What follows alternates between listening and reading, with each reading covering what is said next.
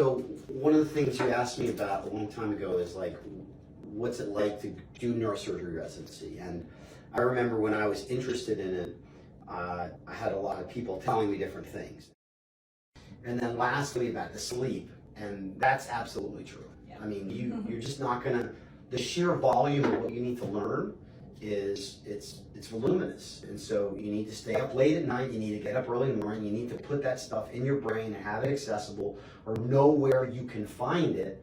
And you know, that you absolutely need to be able to subsist on low levels of sleep. The good news is that it's energizing. It's totally energizing. So the more you do it, the less sleep you need, and the more the hours just melt away, either when you're in the OR or when you're reading or studying or taking care of patients.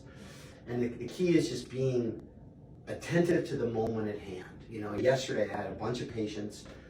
Didn't get a great night's sleep, and I just kept saying to myself, who is this one person, who needs me, and what do they need right now? And you can engage in conversation with them, you can really have a good interaction, and it can be fast, and it can be therapeutic, and you can move on to the next person.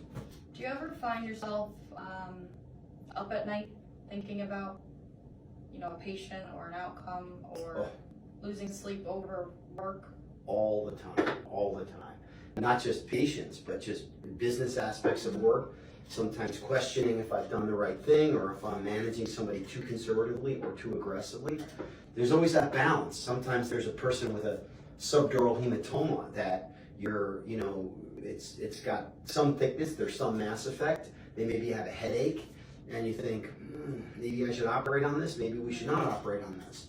And oftentimes you come back to why am I worried about this and thinking about this? And that's the rule that I talk about in my book, and that is never worry about a patient alone. You know, if it's coming back to you multiple times, that's your right hemisphere saying, hey, get another consult, talk to somebody else about it. Hey, am I thinking about this properly? Yesterday I had a patient with a complex problem, spoke to 2 different doctors, you know, and I shared with them the discussion and got a lot more clarity on what needed to be done, and it just felt, I just felt way more comfortable with it, you know? Yeah, and now I'm gonna call the patient today and say, hey, listen, I bounced this off a couple of doctors, and this is what we think. You can never be totally sure, right. But I've done everything I can to think this through, and this is what we think. So the collective is better. I like when you say you don't have a crystal ball. Yeah, exactly. You gotta just... You're not a superhero.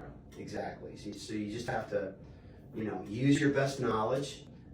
You know, like, again, curating your mind. I try not to think of doubts. I try to change that word to questions. Mm-hmm. I may have questions about an upcoming surgery. I may have questions about how I'm managing somebody, but I'm not gonna call them doubts, because doubts create this negative energy that it's not helpful. You know, questions. Hey, we'll get the questions answered. Talk to some other people, and you know.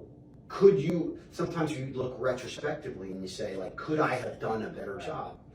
Well, of course, you know, you can always do a better job. You can look back on every event and say, I could have done a better job. I'm sure Tom Brady says that. I was going to say, any career, you know, my dad in construction, I could have built that door 2 inches to the right. Right. It could have been a better door. Right. I should have thought of this. I wish I had thought of that.